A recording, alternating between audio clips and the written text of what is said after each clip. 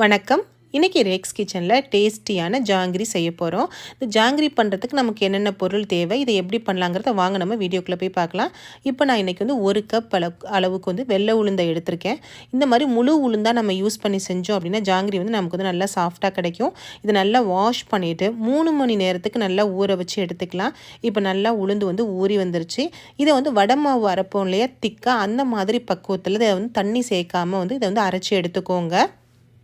உளுந்து அரைக்கிறப்ப நம்ம வந்து மிக்சியில் அரைக்காமல் கிரைண்டரில் அரைச்சி செஞ்சோம் அப்படின்னா நமக்கு மாவும் அதிகமாக இருக்கும். நமக்கு வந்து ஜாங்கிரியும் நல்லா நமக்கு வந்து சாஃப்டாக கிடைக்கும். அதனால் இன்றைக்கி நம்ம வந்து மாவை வந்து கிரைண்டரில் அரைச்சி செஞ்சுக்கலாம். இப்போ நல்லா வந்து ஒரு வடை மாவு பக்குவத்தில் நல்லா திக்காக அரைச்சி எடுத்தாச்சு. இது கூட கலருக்காக வந்து கொஞ்சம் கேசரி பவுடரை நம்ம வந்து சேர்த்துக்கலாம். இப்போ நாம் 2 டேபிள் ஸ்பூன் அளவுக்கு அரிசி மாவு இந்த உளுந்து கூட வந்து சேர்த்துக்கலாம். 1 கப் உளுந்துக்கு 2 டேபிள் ஸ்பூன் அளவுக்கு அரிசி மாவு வந்து கரெக்டான அளவில் இருக்கும். இப்போ நம்ம இந்த உளுந்து, அரிசி மாவு, கலர் பொடி இது எல்லாமே வந்து நல்லா வந்து மிக்ஸ் ஆகிற அளவுக்கு கையை வச்சு நல்லா வந்து சாஃப்டாக பிசைஞ்சு எடுத்துக்கோங்க. ஒரு 3லேருந்து 5 நிமிஷத்துக்கு நல்லா அடித்து மாவை பிசைஞ்சிங்க அப்படின்னா தான் ஜாங்கிரி நமக்கு வந்து நல்லா சாஃப்டாக கிடைக்கும். ஒரு க்ரீம் பக்குவத்துக்கு நமக்கு வர்ற அளவுக்கு நல்லா சாஃப்டாக பிசைஞ்சிக்கோங்க. மாவை நம்ம ரெடி பண்ணிவிட்டு இப்போ சர்க்கரை பாகு ரெடி பண்ணிக்கலாம். அதுக்காக 2 கப் அளவுக்கு ஒயிட் சுகரை சேர்த்துருக்கேன். இது கூட எந்த கப்பால் எடுத்தோமோ அதே கப்பால் 1/2 கப் அளவுக்கு தண்ணியை சேர்த்துட்டு அடுப்பை மீடியம் ஃப்ளேமில் வச்சுட்டு நல்லா சர்க்கரை பாகு கரையிற அளவுக்கு நீங்கள் வந்து நல்லா கொதிக்க விடுங்க. ஹை ஃப்ளேமில் வச்சிடாமல் மீடியம் ஃப்ளேமில் வச்சு இந்த மாதிரி நம்ம கலந்து விட்டுட்டே இருக்கலாம். இப்போ இந்த சுகர் எல்லாமே ஓரளவுக்கு நல்லா கரைஞ்சி வந்துருச்சு.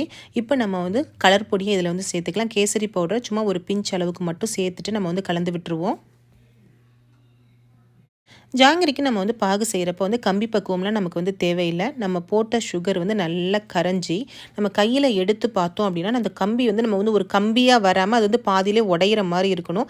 அந்த மாதிரி பக்குவம் தான் நமக்கு வந்து கரெக்டாக இருக்கும். நீங்கள் கம்பி பக்குவத்துக்கு நீங்கள் வச்சுட்டிங்க அப்படின்னா ஜாங்கிரி வந்து ரொம்ப கிறிஸ்பியாக ஹார்டாக ஆயிரும். அதனால நீங்கள் வந்து ரொம்ப நேரம் வந்து கொதிக்க விடாமல் வந்து ஓரளவுக்கு லைட்டாக கரைஞ்சி வரப்பவே நீங்கள் வந்து செக் பண்ணிக்கோங்க. இப்போ சுகர் சிரப் வந்து கரெக்டான பக்குவத்துக்கு வந்துருச்சு. நம்ம இப்படி எடுத்து பார்க்குறப்போ ஒரு கம்பி பதம் இல்லாமல் லைட்டாக அப்படி பிரேக் ஆகிற மாதிரி இருக்குது. இதுதான் நமக்கு வந்து கரெக்டான பக்குவம். நம்ம இப்போ வந்து ஸ்டவ்வை வந்து ஆஃப் பண்ணிடலாம். இந்த பாகு வந்து கெட்டிப்படாமல் இருக்கணுங்கிறதுக்காக ஒரு 1/2 டீஸ்பூன் அளவுக்கு எலுமிச்சை சாறை நம்ம இதில் சேர்த்துட்டோம் அப்படின்னா கெட்டிப்படாமல் வந்து இதே பக்குவத்திலே நமக்கு வந்து இருக்கும். இப்போ நல்லா கலந்து விட்டுட்டு நம்ம வந்து ஸ்டவ்வை ஆஃப் பண்ணிட்டு இதை வந்து பாகு எடுத்து நம்ம ஓரமாக வச்சிடலாம். இப்போ நம்ம ஜாங்கிரியை வந்து ரெடி பண்ணிவிடுவோம். மாவை வந்து நல்லா நம்ம வந்து சாஃப்டாக பிசைஞ்சு இந்த மாதிரி பக்குவத்தில் ரெடி பண்ணி எடுத்து வச்சாச்சு. இதை நம்ம வந்து ஒரு பிளாஸ்டிக் கவரில் இல்லைனா ஒரு ஜிப்லாக் கவரில் உங்கள்கிட்ட எது இருக்கோ அதில் நம்ம இதில் வந்து சேர்த்துருவோம். இப்போ நான் இன்றைக்கி வந்து ஜிப்லாக் கவரை வந்து எடுத்துக்கிறேன். இதை நம்ம வந்து மாவை வந்து ஜிப்லாக் கவரில் வைக்கிறதுக்கு ஒரு கப்பை எடுத்துகிட்டு அதுக்குள்ளே நம்ம இதை வச்சுட்டு இந்த மாவை போடுறப்ப நமக்கு வந்து ஈஸியாக இருக்கும். அதுக்காக இந்த ஜிப்லாக் கவரை இந்த கப்பில் வச்சாச்சு. இப்போ நம்ம கலந்து வச்சுருக்க மாவை இதில் எல்லாத்தையும் நம்ம வந்து சேர்த்துருவோம்.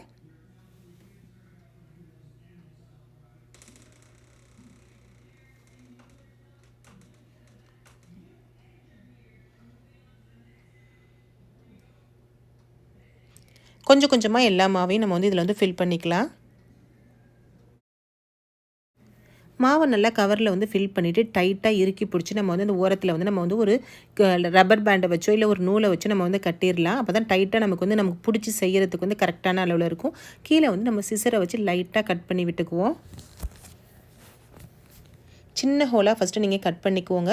கட் பண்ணிவிட்டு நீங்கள் வந்து ஜாங்கிரி மாதிரி சுற்றி செக் பண்ணிவிட்டு அதுக்கு மேலே வந்து உங்களுக்கு ரொம்ப சின்னதாக இருக்குது அப்படின்னா அதுக்கு மேலே கொஞ்சம் பெருசாக நம்ம வந்து செஞ்சுக்கலாம். இப்போ வந்து கரெக்டான பக்குவத்தில் நமக்கு வந்து சுற்றுறதுக்கு வருது. நம்ம இதுக்கு மேலே நம்ம வந்து கட் பண்ண தேவையில்லை. நம்ம இதை வந்து எண்ணெயில் வந்து இந்த ஜாங்கிரியை வந்து புழிஞ்சு விட்டுறலாம். இப்போ எண்ணெய் வந்து நல்லா சூடாகி வந்துருச்சு. இப்போ நம்ம வந்து எடுத்து வச்ச மாவை வந்து சின்ன சின்ன ஜாங்கிரியாக வந்து பிழிஞ்சு விட்டுறலாம். நம்ம இது வந்து ஈஸியாக நீங்கள் வந்து பிகினராக இருந்தால் கூட இந்த ஈஸியாக நம்ம வந்து புளியணும். முறுக்கு புளிகிற மாதிரியே நீங்கள் வந்து ரவுண்டாக சுற்றி விட்டிங்கன்னா கரெக்டான பக்குவத்தில் நமக்கு வந்துடும்.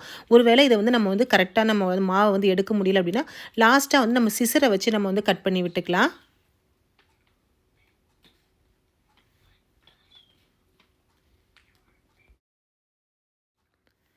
இந்த மாதிரி நம்ம வந்து ஜாங்கிரியை சுற்றிட்டு லாஸ்ட்டாக வந்து மாவு வந்து கீழே விழலை அப்படின்னா லைட்டாக வந்து இந்த மாதிரி வந்து சிசரை வச்சு கட் பண்ணி விட்டுட்டோம் அப்படின்னா ஈஸியாக இருக்கும் நமக்கு விடுறதுக்கு.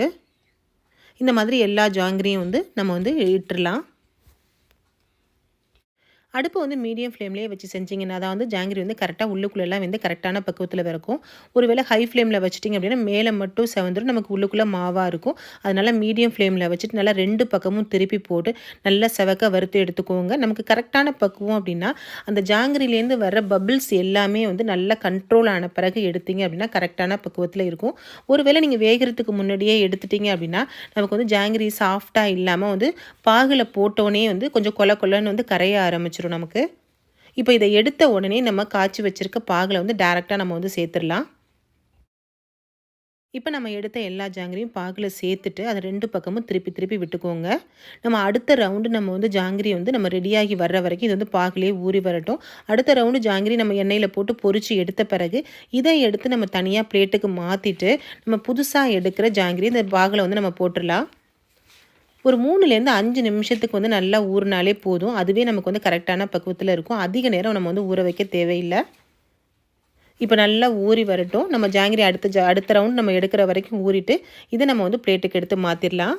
இப்போ நல்லா ஊறி வந்துருச்சு. இதை எடுத்து பிளேட்டுக்கு மாற்றிடுவோம். நீங்கள் பிளேட்டில் எடுத்து வைக்கிறப்ப இந்த மாதிரி தனியாக நம்ம வைக்கிறப்ப தான் வந்து ஜாங்கிரி வந்து சீக்கிரமாக அந்த பாகு எல்லாமே ட்ரை ஆகி நமக்கு வந்து சூப்பராக நமக்கு வந்து ரெடியாகி வந்துடும்.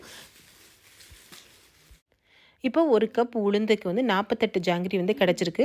உளுந்து உங்களுக்கு வந்து எந்த அளவுக்கு நல்ல மாவு வருதோ அந்த அளவுக்கு தகுந்த மாதிரி நமக்கு வந்து ஜாங்கிரியோட அளவு வந்து கூட குறைச்சி நமக்கு வந்து இருக்கும்.